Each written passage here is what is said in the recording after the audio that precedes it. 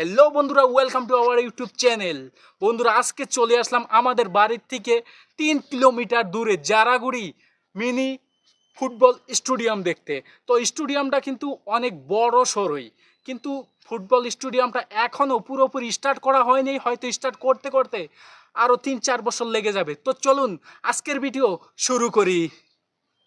তো বন্ধুরা, আজকে আমরা রওনা হয়ে গেলাম জারাগুড়ি মিনি ফুটবল স্টেডিয়াম দেখার জন্য। কিছু দূর যেতে না যেতেই জারাগুড়ি বাজারে পৌঁছে গেলাম।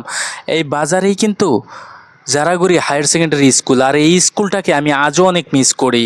আর এই জায়গার থেকে একটু দূর এগিয়ে যেতে না যেতেই কিন্তু দেখতে পারলাম সেই গোবিন্দ বসমতারি কলেজটা কিন্তু অনেক বড় সড়ো করেই বানানো হচ্ছে। এই জায়গার থেকে একটু যেতে না যেতেই পৌঁছে গেলাম আমরা জারাগুড়ি মিনি ফুটবল স্টেডিয়ামে। স্টেডিয়ামটা দূরের থেকেই কিন্তু অনেক ভালো লাগছিল। তারপর আমরা ভিতরে যেতে না যেতেই দেখতে পারলাম এই জায়গাতে গ্যালারিতে বসে মোটামুটি 2000-এর থেকে বেশি মানুষ কিন্তু একসঙ্গে খেলা দেখতে পারবে।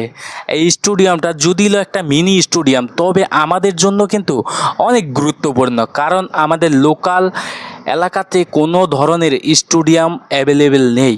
আর এই স্টেডিয়ামটি হতে চলেছে আসাম এবং ওয়েস্ট বেঙ্গল বর্ডারে। হয়তো 5-7 বছরের ভিতরে এই স্টেডিয়ামটা অনেকটাই গুরুত্বপূর্ণ হয়ে উঠবে আসাম এবং ওয়েস্ট বেঙ্গল মানুষদের জন্যই।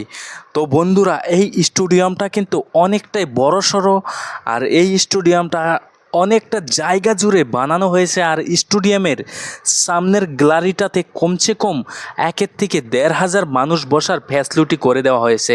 মোটে এই গ্যালারিতে 2,000 থেকে 2,500 লোক কিন্তু আরামেই বসে খেলা দেখতে পারবে। আর এর থেকেই আগের গ্যালারিটা বন্ধ করা ছিল, আর এই গ্যালারিটার থেকেই কিন্তু অসাধারণ একটা ভিউ দেখতে পাচ্ছিলাম।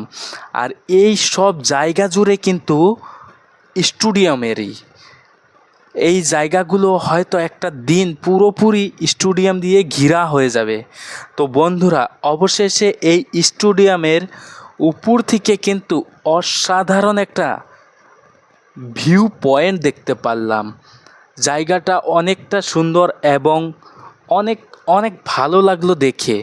তো বন্ধুরা, আমাদের ভিডিও যদি আপনাদের বিন্দু পরিমাণও ভালো লেগে থাকে, তবে আমাদের চ্যানেল সাবস্ক্রাইব করে আমাদের পাশেই থাকবেন।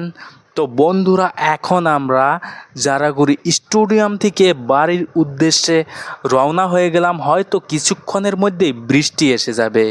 তো বন্ধুরা, আজকের জন্য ভিডিও এতটুকুই। দেখা হচ্ছে পরবর্তী কোনো এক ভিডিওতে। ততক্ষণ ভালো থাকবেন, সুস্থ থাকবেন। Bye bye.